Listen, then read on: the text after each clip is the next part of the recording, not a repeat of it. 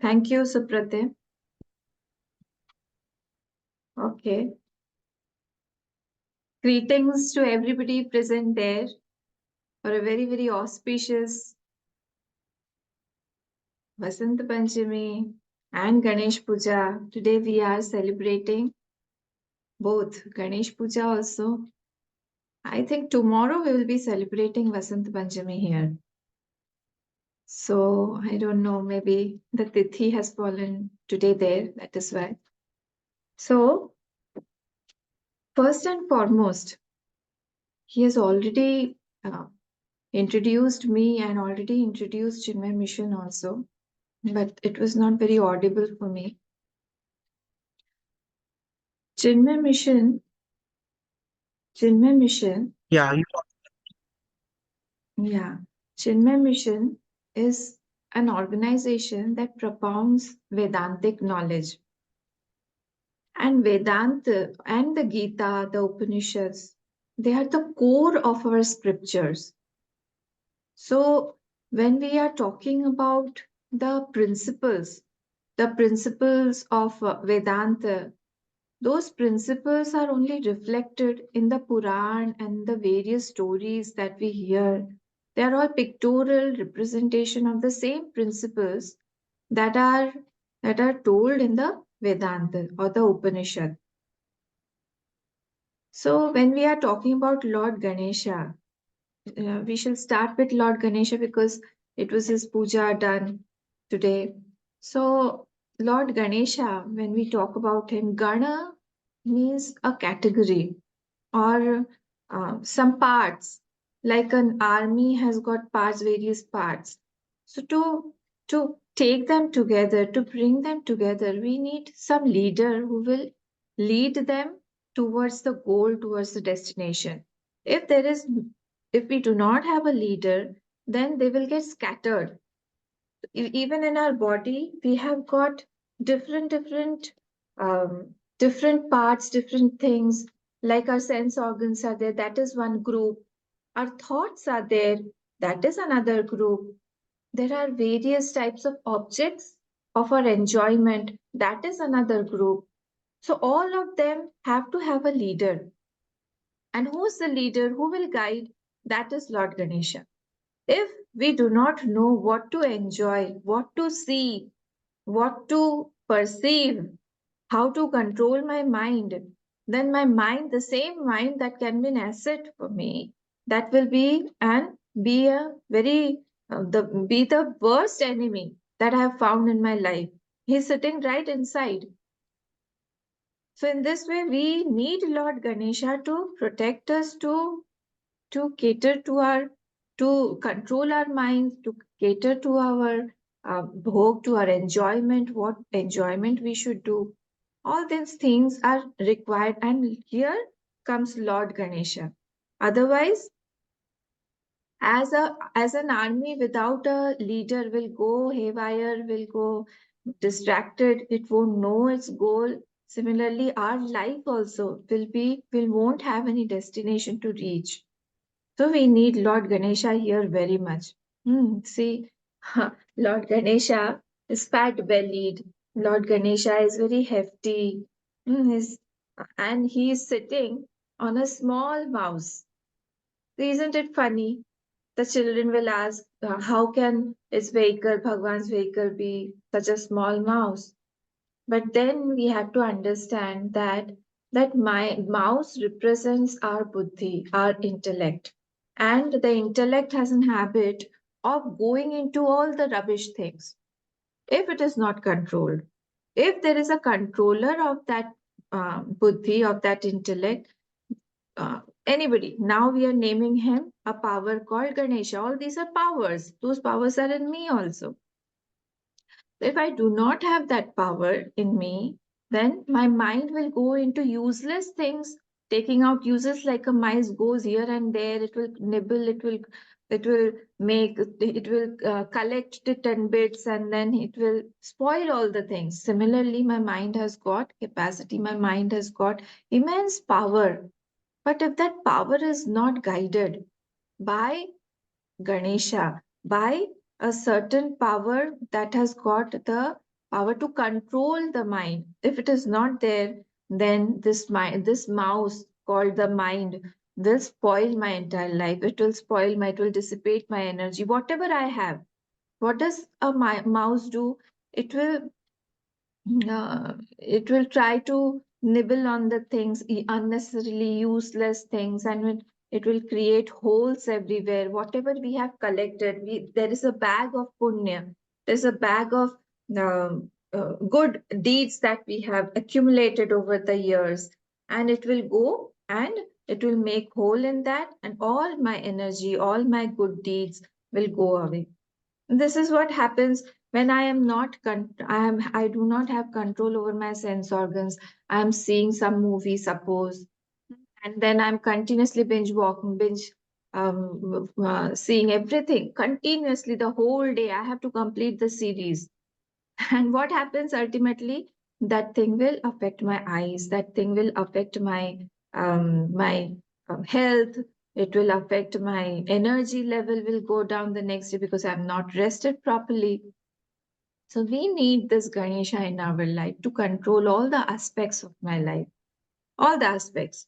So he has got a fat belly. That means what? That whatever we are having, we are eating, it should be digested. There is one thing called reaction and another is called response. So many a times we do not respond but we react. Reaction is not a matured way of expression. Matured, what is the matured way? That we have to respond, not react. And who teaches us? This Ganesh Bhagwan only teaches us. It's a pictorial representation. See, I'm telling you again and again, every picture that we see from the Puranas is representing some of the principle of the Ved or the Upanishad. Some other, I'm going to take a few like Saraswati ji and Ganesh ji only we are going to discuss today. But if you take any of those pictures, you will find some of the other principle has been explained there that we need to understand. Otherwise, it's only a funny picture, funny thing, and it will be called a myth. Remember, our culture, our Sanatan Dharma is not a myth at all. It's not a mythology, not at all. Whatever had happened, it was a history. That is what we call Puran, because we have some things to learn and some principles have been depicted there that we have to inculcate in our lives. You can question me later on. We will have a question answer session also if you want to. You can have some questions also. So, first, let me speak and then we can interact also. So this was Lord Ganesh, and there is so much about him to learn. Like, what are his wives' names? He has got two wives. Now, one wife's name is Riddhi, and another wife's name is called Siddhi. What are these two? One is material prosperity, called the Riddhi, and Siddhi is the spiritual prosperity. We need both in our lives. We need both of them. One has got a son called Shubh, the other one has got son called Labh. Material prosperity will bring in Labh, and the spiritual prosperity will bring in Shubh. This is the whole thing, the concept of Ganesh Ji's Parivar, the family of Lord Ganesha. So if you go into detail, everything has got something to represent. It has got some significance, some principle that has been elaborated through pictures. So it is not very funny. Maybe it may be seeming very funny now if we are talking about Lord Brahma. He's always shown very elderly and many a times old also. So children question, why Amma? They call me Amma here. So why Amma? It's always like that, that Brahmaji is always old. From the very beginning, is he old only? Because old is what? Old is representing the Gyan Vritha, meaning the knowledge, the maturity level of that knowledge, the knowledge that is coming from maturity, from experience. That is why he is depicted like that. Why has he got four heads? Because when he was going to create the things, he saw in all the directions because there are four directions. So he was creating every direction. That is why he got four heads. So everything has a significance here. When you see the pictures of different various gods, then you'll find everybody is related to a serpent. Now, what is that serpent? That serpent represents Kal, the time. And what is it depicting? It is telling us that everybody is controlling that Kal. It's not the opposite way. It's not that the Kal is control, like the Kal is controlling us. Kal means time. So it's not like time is controlling us. That time is being controlled by the Lord. So Lord Vishnu, Lord Narayan, you'll see that he is sleeping on a serpent bed. Meaning what? That he has full control over that time. Lord Shiva, if you see, has worn it as an ornament. Lord Ganesha uses the serpent as a belt. So everywhere you'll find that connection. Why? What does it mean? That they are in control of time. It is not like us. It is not like the jivas, that jiva is being controlled by the time. So it is just the other way around. So here also all the things are like, if we come to uh, Saraswati Ma now, what is it doing? What is the significance of Saraswati Ma? See now, um, we what is the language of computers? How does it read? It has got binary code. Computer has got binary code. So 1010, it will convert into its own language and it will read. And I have my own language. There is a converter, there's a power everywhere that converts anything. Like we have got QR codes. I don't know whether you all use that. In India, we use QR codes also. We scan. So what is the instrument of scanning? The mobile scans. It is converting something. Some knowledge is being converted. What does the mobile do? It will convert the the magnetic rays. What will the radio do? It will catch the signals. So all these are instruments to convert something. Energy is being converted. Similarly, when I gain knowledge, that knowledge is inside me in the form of impressions. Now, when the impression is there, when I want to express it, first it comes at the level of thoughts. When it comes at the level of thoughts, there has to be some power who is translating or transmitting that impression into that thought. Then again, that thought comes into the expressions known as words. So there has to be a continuous, some power has to be there who's converting it continuously. And that power is called Saraswati Ma. She's there. All these devtas, all these Bhagwan, all these gods are residing in our body only. They have their expression in our body. They have their expression in our sense organs. They're expressing. We are their instruments. When we do upasana, when we do some puja, that particular energy or that particular power gets activated in our body. So if one has done a lot of upasana of Devi Ma, of Saraswati Ma, naturally his power of expression will be beautiful. His art will be beautiful. Whatever that Devi has got power or that Devta has got power, that will express through that person who has done his upasana, of that god's upasana. So it depends. So here also, if you see, she is completely in white. Hmm. White means what? White, see, there is an uniform for everybody. We all have some, if we are going for a gym, there we have an uniform. If we are going for sleeping, there other dress code is there. If I'm going for a trekking, there is another dress code. The dress or the uniform or anything represents some discipline. So when I look at Saraswati Ma, she is in complete white. Now, what does this white mean? This white means that purity, the purity. If I do not have purity, I won't gain the knowledge. That power in me won't be very expressive. Why? Because I do not have that purity to hold that knowledge. Any knowledge, Vidya, comes to the person who is doing a lot of tapasya. Remember this point that Vidya does not come to a lazy person. Vidya will not be there who is a procrastinator, who is procrastinating everything, who does not use his time properly, who throws away his time. Vidya won't come to that person.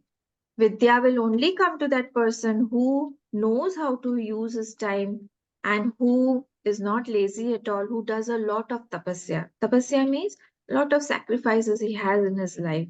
Only then he will be shining. And only then this knowledge will come to his aid. Like, see, sometimes it happens that the knowledge is there inside. But when the time comes to express, something or the other happens and I'm not able to express it. What does it mean? It means that that power, the Devi, the power inside is not happy with us because we have not abided in her rules, abided in that Devta's rules. All of them have got certain rules.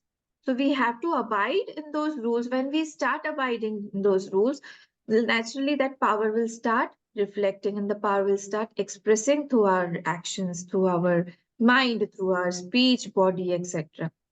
So in this way, white means what? She is adorned with white. White means purity. White is also the color of milk, nourishment.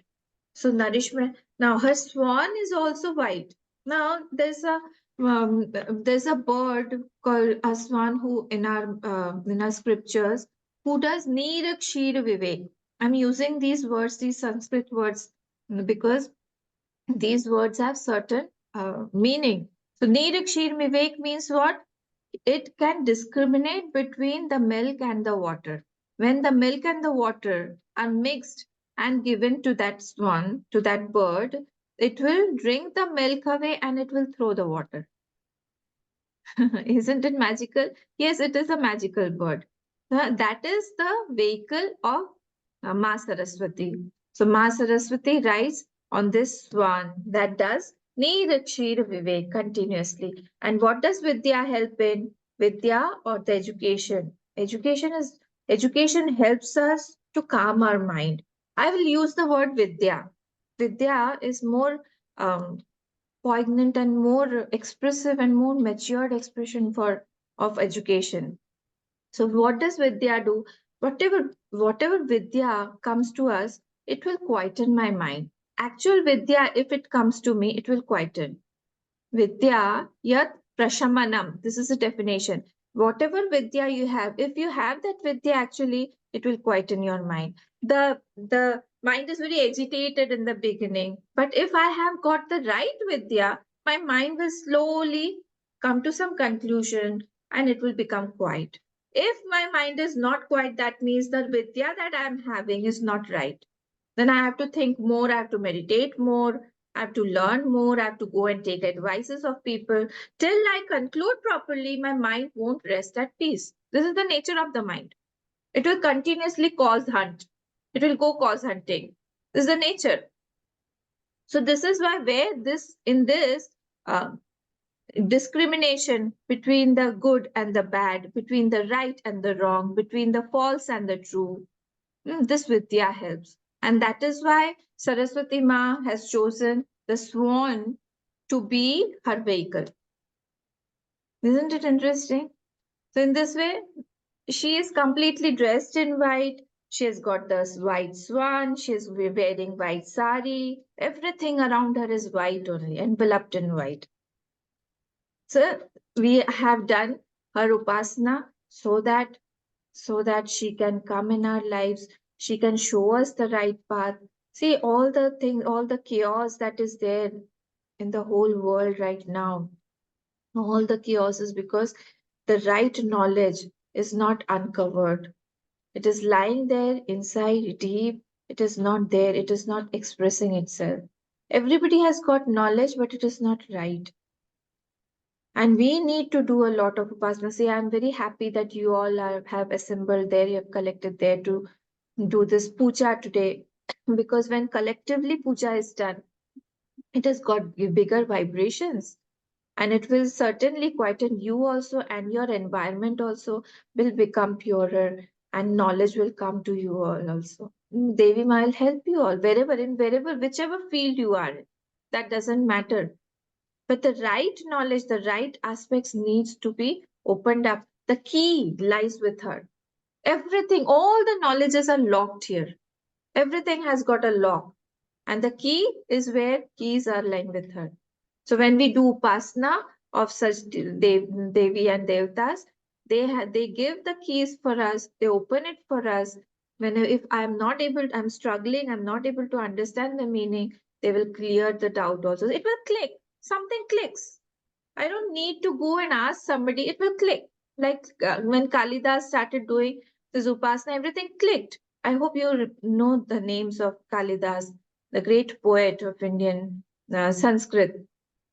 So he was very dull-witted, and then he started doing. I'll tell the story some other day. And he did a lot of upasana. He was humiliated badly by his wife, because his wife was a great scholar, and some mischievous people had arranged the marriage in such a way to humiliate him. So in this way, later on, he did a lot of tapasya after getting humiliated. He felt insulted, and then Devi Ma had blessed him. So the the knowledge was there in him. That means, how did something come out which is not there? If it came out, if the knowledge came out, if he was intelligent, that means the intelligence was lying there dormant. So when we do any upasana does what? Upasana will open the lock for us. It will take us ahead. And that is why we need to do a lot of upasana. See, you might be having a question, why do we need a God in our life? Why do we need a God? We need God till we are small, till we are limited, till we feel weak. We need Bhagwan, we need Lord, we need God in our lives. How much time will we need the Lord? That all depends on one's personal sadhana. How much he does, how much he's really into it, how much he's going to do it. Once he realizes, the second he realizes that I do not need it, he's free from it. When we start conversing a lot about this Vedanta principles, all these statements that I'm talking, maybe some things are clear to you, some things are not clear to you. They'll all be clarified in time. Because all these are principles, nothing else. And when we come to these things like the world is troubling me, actually, is the world there? Huh? If I ask you a question that where was your world when you were sleeping? Where was your world when you were dreaming? I got up and I got my world again. The same world. But when I was sleeping, the world was not there. Is the world true? Or is it an illusion? Or is it a makeup of my mind that my mind has made it up? It is not there actually, but it has made up. All these questions should be there in our mind. When we start thinking, when inquiry is at personal level, then the answer also is at the personal level. You will get your answers within. But if you do not inquire at all, if you're leading a life very carelessly, you're not thinking about it, then the answers also, even though answers are there around you, those answers won't be very helpful for you. So start thinking about what should be our goal in life. How should I lead my life? Where have I to reach? Why did I get this body? When was my first body? Will I have another birth? How many bodies will I have in the future also? Till when will this all rebirth and birth and death and birth again go on? Every time I celebrate my birthday with the friends, I'm very, very happy about it. But actually, is it a matter to be happy? I have actually reduced 1 year from my life. It is gone. So I need to think. Then about the culture also. I'm not against any culture, but when I come to Sanatan Dharma, the principles are so profound. When we light a diya, I'm asking you all, when we light a diya, you all have done puja. Do you know why we light an earthen lamp or a oil lamp? Why don't we use the electric bulbs and electric lights? Why do we ring the bell?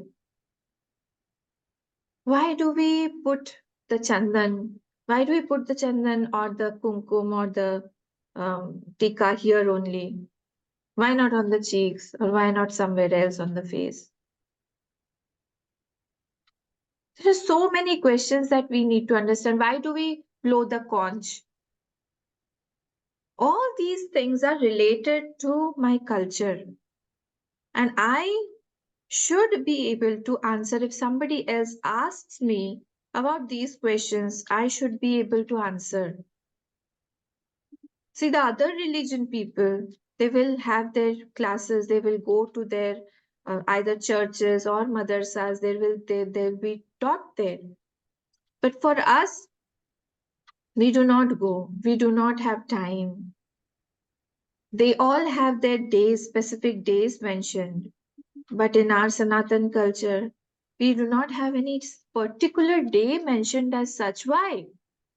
Because it is expected of you to visit the temple daily. Expected.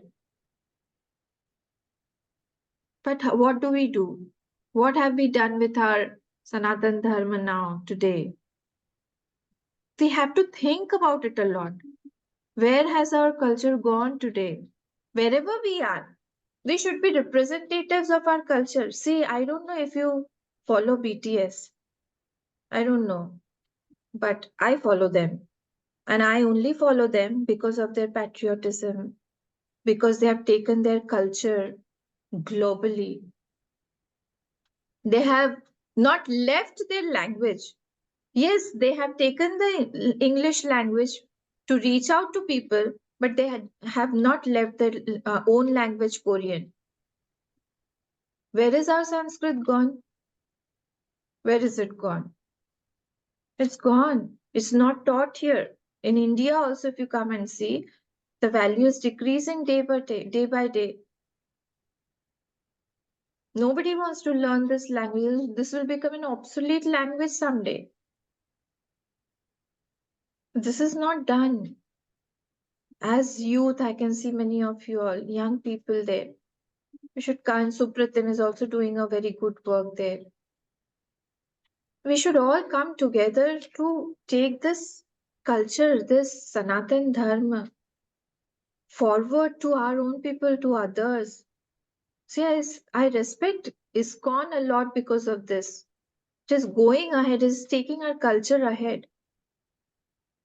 We should learn from these people who are serving our motherland, who are serving our culture, who are serving our religion. Others, I feel, have more of patriotism and more of uh, their staunch. If you call them staunch, it is okay. But I feel that their beliefs in their religion is much more than our beliefs in our religion. A Hindu can be easily molded, but a Muslim or a Christian cannot be. Don't you agree? We can be easily molded. Our dress can be easily molded. Our culture can be easily molded. Our food habits can be easily molded. Everything can be. We can molded means what? We can leave it easily. Leave it and go ahead. Leave it and go ahead. Ultimately, where are we going to? What is our destination like this? And paradox is the West is trying to inculcate these habits. It is trying to adopt our culture.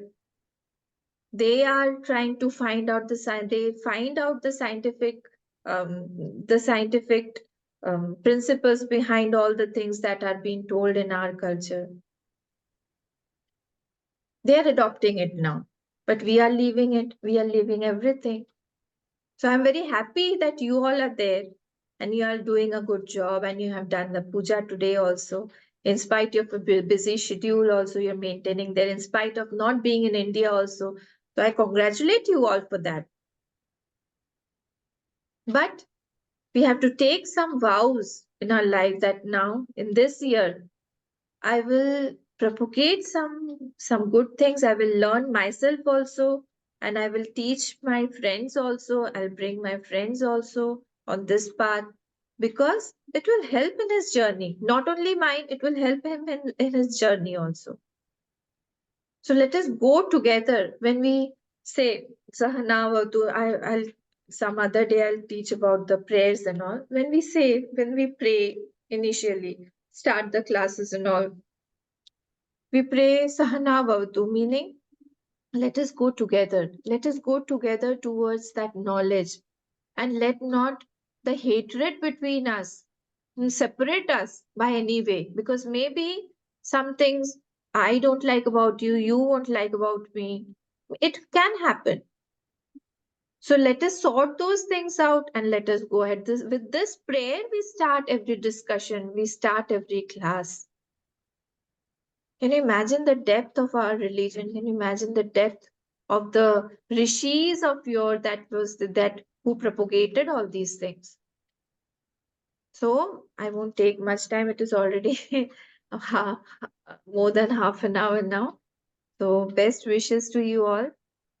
And congratulations that you did such a good puja. I hope you enjoyed the puja and Supratim must have done good puja. I haven't seen him do puja here, though he sings well and he's into the culture and he loves doing all these things. So I congratulate him also and thanks to you all there and Dundee in the Hindu Society and Dundee Hindu Mandir.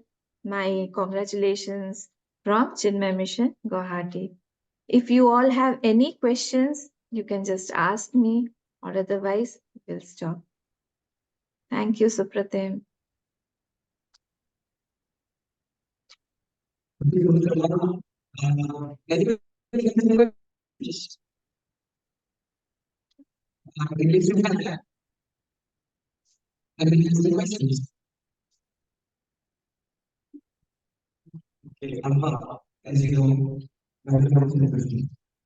Supratim, I'm not able to hear her voice. It is echoing a lot.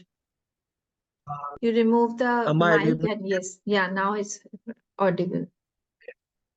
So, uh, right now, I've asked people, I've asked the gang and the lot of people. So, anybody has any questions? None of them have, but as you know that I am always will always ask a question. I cannot stand without asking a question. So I was just curious and wondering to ask you that the the different spiritual procedures that mentioned about lighting a diya. Uh, I really want that the youth know, the people know. The there are loads of people from different ages, from different places, from different backgrounds. I want that. What is the significance? What is the logic behind lighting a diya, blowing a conch? Yeah, these small Hindu rituals which we do. Okay, okay. So the light, the fire, the qualities of the fire. See, I am wearing yellow. That is also the color of the fire. So the fire has got a quality, has got three qualities. It is urdhvamukhi, it goes up, it moves up. Like the water, it flows from top to bottom, from higher to the lower. But the Agni, the fire, it goes from bottom to top. So our thoughts should be elevating always. It should go from top to bottom. Whatever thought has been thrown to you, you should be able to to uplift yourself from those with the help of those thoughts. Uplift yourself. Not necessary that every time the world will throw good thoughts only towards you. Not necessary. You should develop a capacity in yourself that whatever is thrown towards you, you can uplift those thoughts to higher level. First. Second is Durdharshata, it is indomitable. The fire is indomitable. Anywhere you keep a small lamp lit in the room also, your attention will go there. You cannot just neglect it. Similarly, our personality should also be indomitable wherever we are. See, I am talking about my Gurudev. Sometimes my Gurudev meaning Swami Chinmayananda. Or you can take any other saint's name also. These people don't talk too much. Even their presence matters. The presence, only the presence in the hall, and everybody is quiet. He has not done anything. Nobody is scared. But something is there in his personality. That is called indomitable presence. Like Mahatma Gandhi went to, no, he went to your country only in the round table conference. And the queen had said, nobody will get up for that naked fakir because he was wearing only a loincloth. Because he was representing so many of our poor people from India. So he went there like that, dressed up. And when the moment he entered, see, I'm not talking about the other things about him, I'm just talking about this. When he entered the room, everybody, including the queen, got up. What is this? It's called indomitable personality. He didn't do anything. But our personality should speak more. This is the second quality of fire. Now, the third quality is it burns. What does it burn? It burns all the impurities. We should also learn this and we should try to continuously burn the negativities of our mind because it is these negativities that trouble us the most.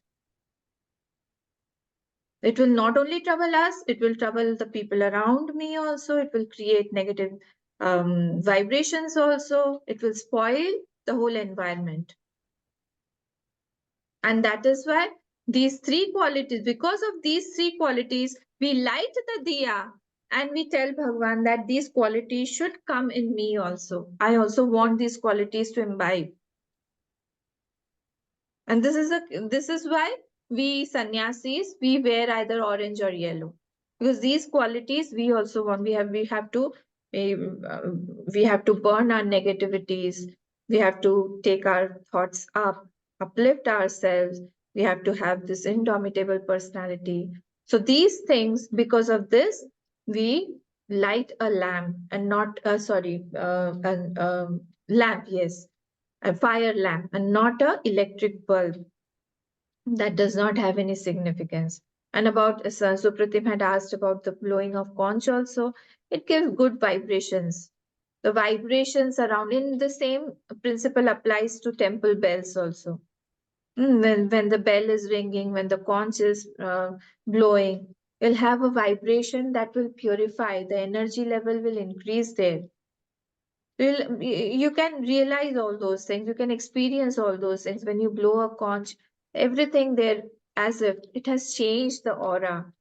This is a this is a time of aura and energy and all these things. So you'll experience all those things, and that is why these people had the rishis had such rituals made that we inculcate this in our day-to-day life also.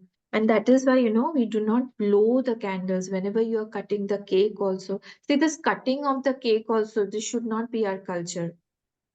Cutting the ribbon, no, this is not our culture.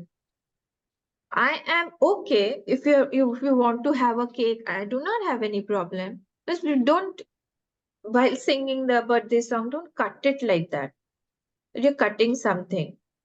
Our Sanatan Dharma teaches us to unite, teaches us to join, teaches us to associate with something higher, not cut. Whenever you are inaugurating something, also don't cut the ribbon. Just unfurl the ribbon. Tie it in such a way that you can unfurl it. When you're celebrating your birthday by blowing off the candles, that is very, very inauspicious. We do not blow off the candle. Just, okay, if you're lighting it, just go to your altar, put the candle there. Please do not blow it off. I am trying to bring auspiciousness in my life by celebrating such festivals, and I myself am blowing off that diya, blowing off that candle, blowing off that light, that is representing the light in myself. This should not be the case. So we should learn small things and start imbibing those things in our life, and then we will go towards the higher. Okay, so Pratim, is it fine?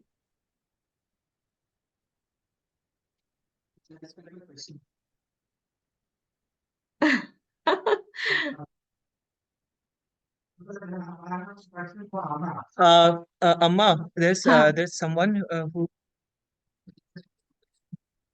What happened? Your voice is can't hear you. are you am I Yes, audible now? yes. Yeah. Pranam Ammaji. Hari Om Thank you very much Pranam. for thank you very much for coming today. I am, of course, my name is Sunil Sharma. I come from India, but I work as a research scientist, and Oh, it very was really good. good. Yeah, I'm one of the volunteers at Dundee Mandir, and it's great to have the team of youngsters who kind of like religiously come here, follow, support, Very and good. participate. So that's really good. My question is very simple and practical. Many of us, like lot of us are students here. And I'm a scientist, so student forever. We have difficulty in concentrating and remembering. So Concentrating and mind remembering. goes in Hmm. 10 directions. Yeah. So so how our rituals can we follow something? Are there any tricks that we can Yes, follow in our lives, improve upon that, so that we yes, can concentrate better? yes, there is. I will tell you. See, first and Thank you very foremost, much. okay. First and foremost, there are two rituals. One is called Upasana, and the second is called Japa. Japa, that we take the support of a mala, like I am wearing this mala. So,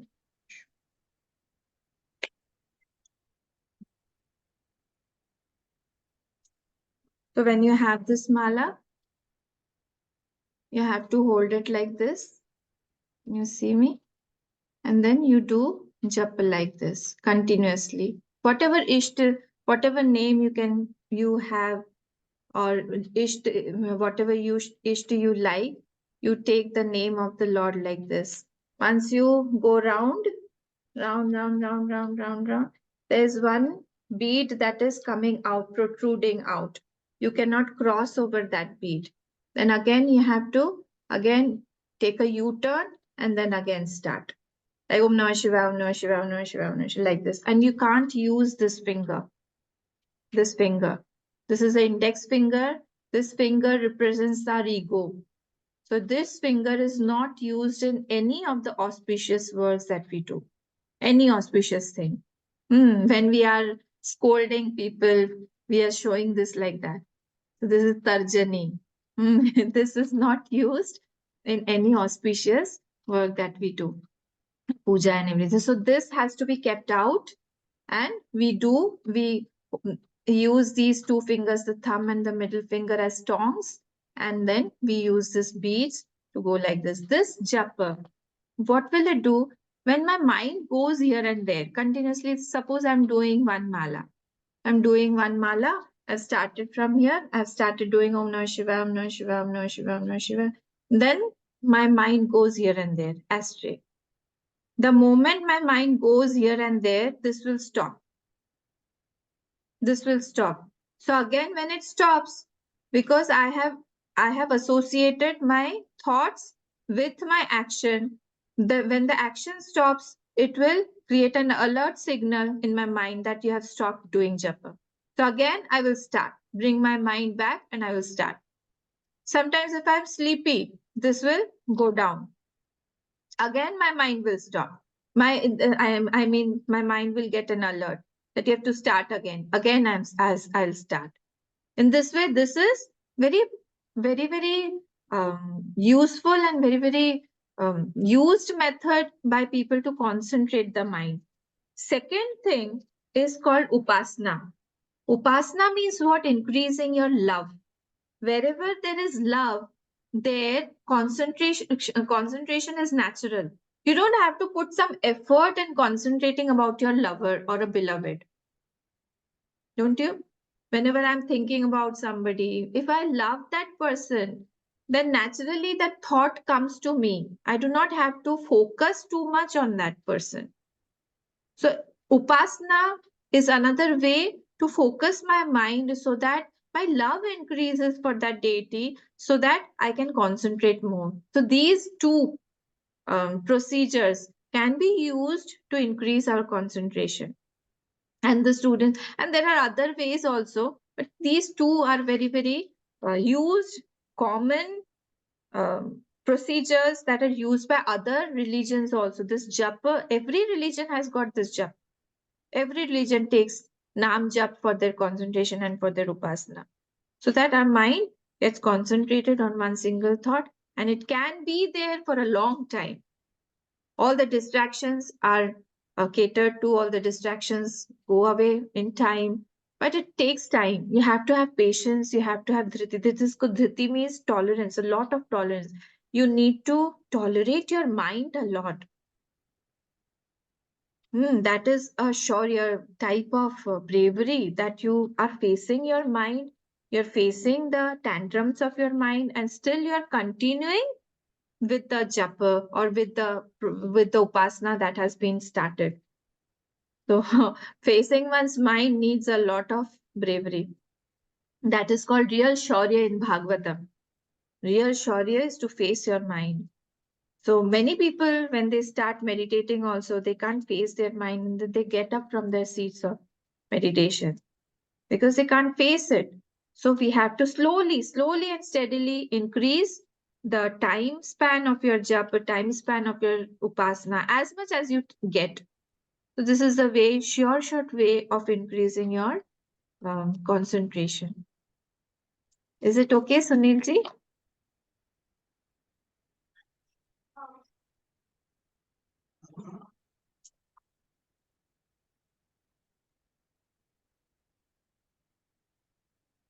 Amma, I had one Yeah. last question. Hmm.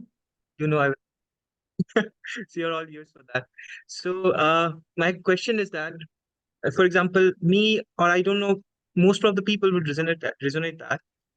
So when I do japa, all the thoughts come at that time, especially Hmm. during that time. Whatever I did in the whole day, everything will come. So why is that so? And during that time, how can we concentrate our mind when we are when we are unable to focus? We are trying to forcefully focus. We are trying to forcefully focus our mind. Is there any alternative way Yes. to concentrate? See, there is one mind called the subconscious mind and one mind called the superficial mind. Commonly, our mind is situated at the superficial level, not the subconscious level. When when we start doing japa at the superficial level, at that time, slowly, all the thoughts, the whole day that we entertained, starts coming out. And naturally, that will create a disturbance. And that's what I was saying just now, that we have to have guts to face the mind, guts to shut up our mind, guts to tell the mind to just continue. It needs a lot of bravery for that. So, when we are continuing it for a longer time, all the rubbish that we have collected throughout the day, throughout the week, all that will come from the subconscious mind. Some things go in the subconscious mind. The subconscious mind only creates the dreams also. If one is not getting proper sleep and he has got dreams, a lot of dreams, that means he has a lot of impressions there in the subconscious mind, and those thoughts are coming out, and it's not letting us go into the deep sleep. It's not very good.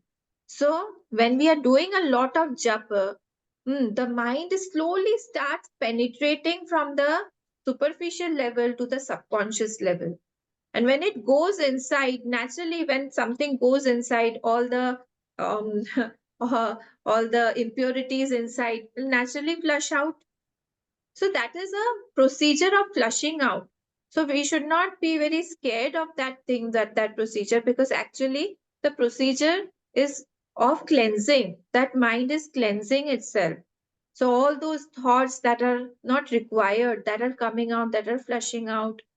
So we need to do it more and more, so that all those impressions that are there, impurities that are there in the subconscious mind, that are coming out, and now your mind will become slowly pure. It takes a lot of time. So Pratim, our mind is traveling with us for so long, so many births. So we have collected so many things in our past life, so many thoughts, so many impressions, so many sanskar. All of them are lying dormant there. I don't know what sanskar will suddenly erupt, and it will distract my mind whenever I'm doing that. And sometimes, don't you get very shocked to see your mind sometimes that, oh my God, my mind responded like that. Oh my God, my mind reacted like that. Oh my God, I had this thought also in my mind. I can do like this. We are sometimes astonished by our own responses only. This is because we don't know what is there inside that bag. We're not able to see everything, we're not able to experience everything. But at such times when I want to concentrate, these things come up because they are our collections only. They are inside, lying there inside, that will come. So when we start cleansing, these are all cleansing procedures. When we start cleansing, naturally all the impurities are coming out, and you should be very happy that these things are coming out, because your mind is getting purified now.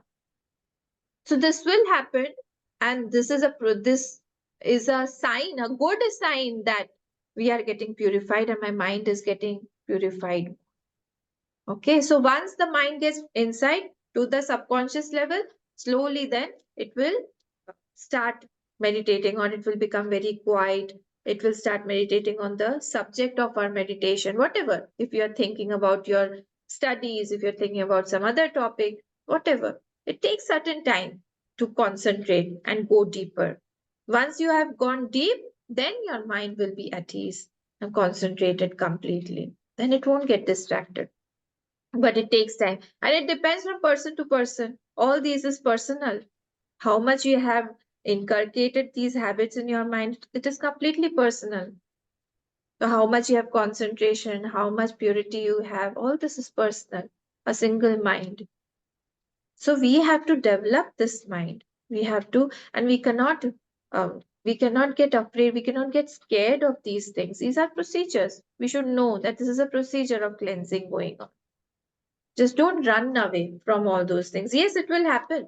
The moment you start start concentrating, your mind will get distracted. You start doing your job, you'll feel all the things. You'll remember that I have to call that person, I have to go there. Oh my God, that priority is still there. Oh my God, I have to fix a meeting, I have to fix an appointment. All these things will come. But then you have to postpone all those things and say, no, 10 minutes, 15 minutes, you have decided to do the job. You can't get up before you finish these things.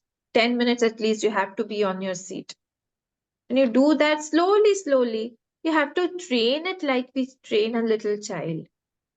It will throw tantrums like a child has got its own pranks, it will have its own tantrums, everything. Similarly, our mind will also do that. We have to know how to tackle our mind. Sometimes you can give it a lollipop, sometimes a chocolate, sometimes a slap, sometimes a shout. It depends what that mind will accept at that time. So you have to train it as per your requirements. Is it okay, Supratim? Thank you so much for the for gracing us in this occasion. It was like enlightening for us all. And we would like to say that by the grace of Lord, Amma is going to start Tattva Bodh classes. Tattva Bodh classes are, this is a class of self inquiry. It's a class of mind management.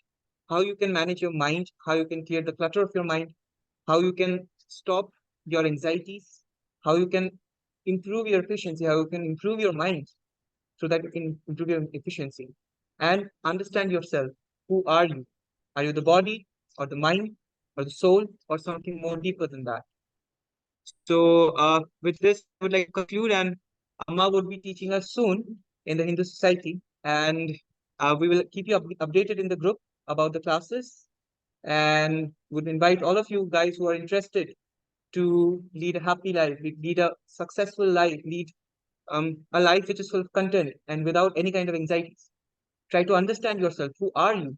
Then please do join Amma's class. Thank you so much, Amma, for gracing us. Have a good Thank day. you, Bye. Supratim. Thank you. And greetings to everybody. Thanks to everybody. Have a good day. Thank you, Hari Om. Bye-bye. Bye.